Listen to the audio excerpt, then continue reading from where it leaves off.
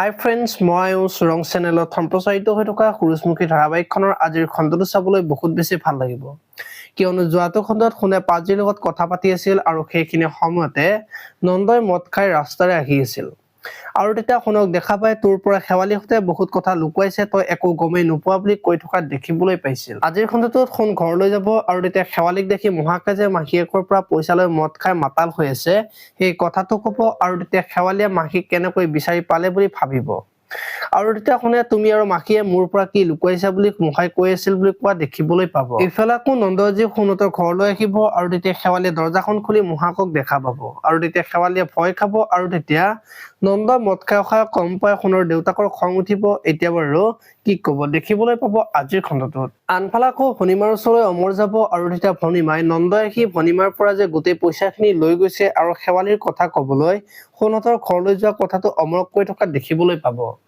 আপোনালোকে সূৰুযমুখী ধাৰাবাহিকখন চাই কেনেকুৱা পাই কমেন্ট কৰি জনাব আৰু যদি আপোনালোকে এতিয়ালৈকে চেনেলটো সাবস্ক্ৰাইব কৰা নাই তেতিয়াহ'লে চেনেলটো সাবস্ক্ৰাইব কৰি ভিডিঅ'টোত এটা লাইক কৰি দিব। ধন্যবাদ।